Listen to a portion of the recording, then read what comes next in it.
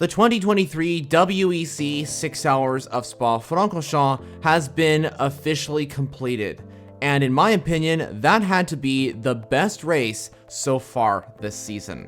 From race-defining strategy calls, to massive crashes, changeable conditions, records being broken, and last lap overtakes for key positions in this race's result. This is my breakdown for the third round of the World Endurance Championship. In other words, my race review for the 6 Hours of Spa. All good racing events begin with a starting grid, and that takes us to qualifying for this event in Belgium. Also, before getting underway with the race review, I wanted to mention that there's an increase in the hypercar grid, as there are 2 more hypercars joining for Spa. There's the yellow number 3 Cadillac from Chip Ganassi Racing, and the gold number 38 Porsche from Jota Sport.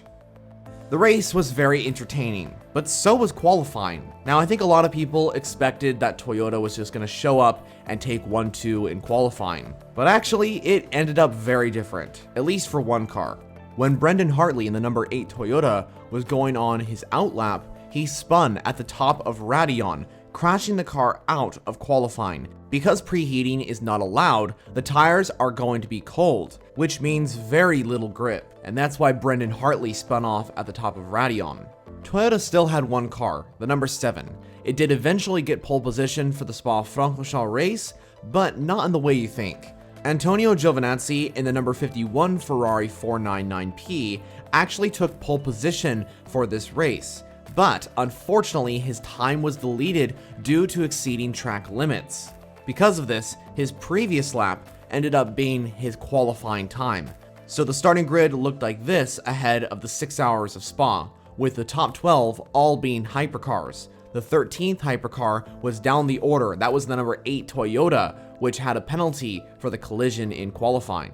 Now, a very big factor at the start of this race was weather. We know that Belgium gets a lot of rain, especially in this region, and just before the race, it rained. And in my opinion, I believe strategy played a very important role for what would be the deciding factor on who would finish where in this motor race. I'll talk more on that in a moment. So I would say a pretty split strategy between who was on the wets and who was on the dries. Both Toyotas, both Porsches, the number 3 Cadillac, the number 4 Van Wall, and the number 708 Glickenhaus were all on the dries, where both Ferraris, both Peugeots, the number 2 Cadillac, and the number 38 Jota Porsche were on the wets.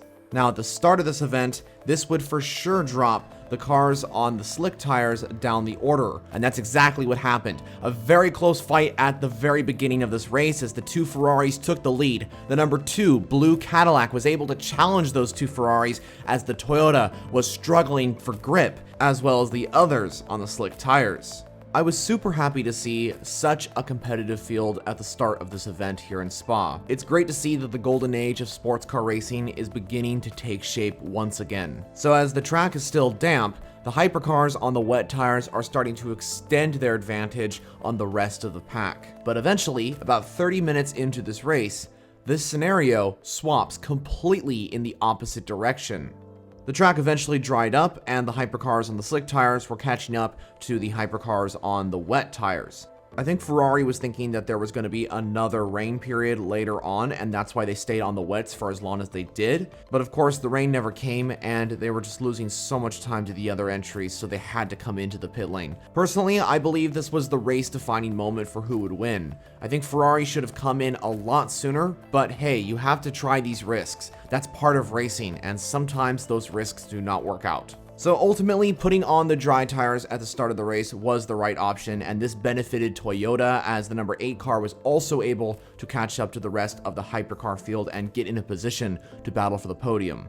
Hypercar was not the only category having a good race, as GTEM was having a fierce battle for first position between the number 85 Iron Dames Porsche and the number 25 TF Sport Aston Martin. Sarah Bovy, who's actually from Belgium, so this would be her home race, was defending against that TF Sport Aston Martin. An incredible defensive drive from Sarah Bovy as she was able to defend in pretty much every spot that the Aston Martin got close. Clean and respectful racing between the two drivers, and keep in mind this was for first position, so tension will already be high. So really well done from the two racers. As the race progressed, the Ferrari hypercars were starting to catch up to the rest of the field since they were on newer slicks.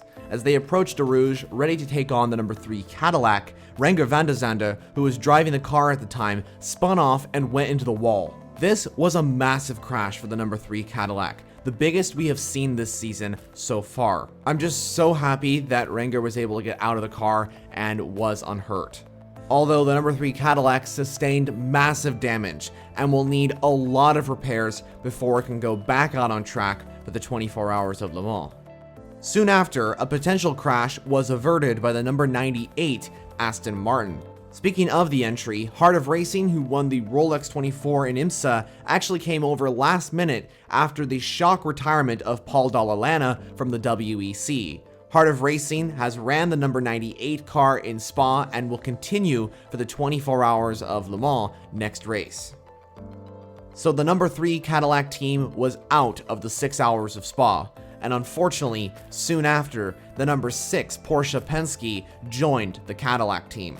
This car was also in a position to get a podium. An electrical issue turned off the entire car, and unfortunately, the Penske Porsche team had to retire the number 6 car. Towards the end of the race, there was contact between the number 54 Ferrari GTE entry and the number 4 Vanwall. Vanwall's hypercar got serious damage after the contact, and unfortunately, the team had to retire the entry. Thankfully, the Vanwall will be fixed up and ready to go for the 24 Hours of Le Mans. And of course, we wish them all the best as they look to make their debut under the Vanwall name in the classic Le Mans event. The fourth and final retirement in hypercar came from the number 50 Ferrari, which actually spun out of the pit lane on cold tires. It's hard to see, of course, considering Ferrari's hypercar had a lot of pace this race, especially since it was likely going to be a double top 5 result for the Ferrari hypercar team. Now, the final lap was very intense, as the number 51 Ferrari was catching up to the number 5 Porsche Penske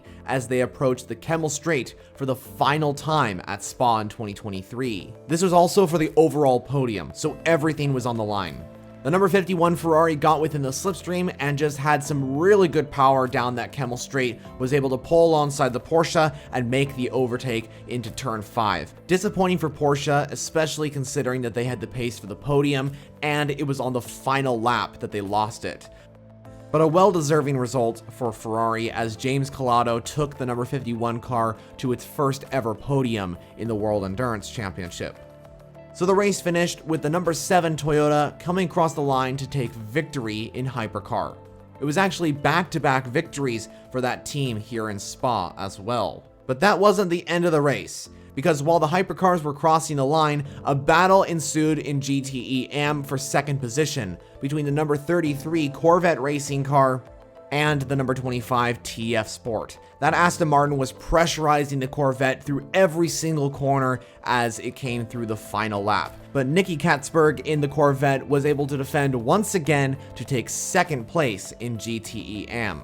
So the race results looked like this. The number 7 Toyota came across the line in first, and the number 8 made it a Toyota 1-2 here in Belgium. Although the race-ending result for the top 2 was a little bit controversial, as the number 7 car actually overtook the 8 off track. Some were saying that Kobayashi, who was driving the 7 at the time, should get a penalty, and some were saying that he shouldn't. I'd like to hear your thoughts on this situation down in the comments below. We didn't talk a lot about LMP2, but the WRT team took victory on home soil, a fantastic win for the Belgian squad, with Louis Delatraz bringing it 2 laps ahead of the number 23 United car. In GTE Am, Corvette had won the first 2 races, but here in Spa, it was a different winner. The number 83 Richard Mille Ferrari took victory. And also, that team made history, as one of their drivers, French racer Lilou Wadou, was able to make history by becoming the first female driver to take victory in the World Endurance Championship.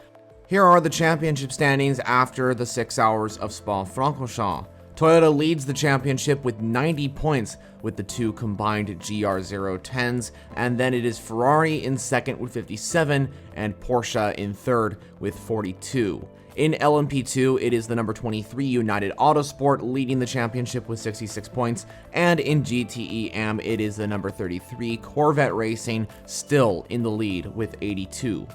I also wanted to mention something before ending off this video.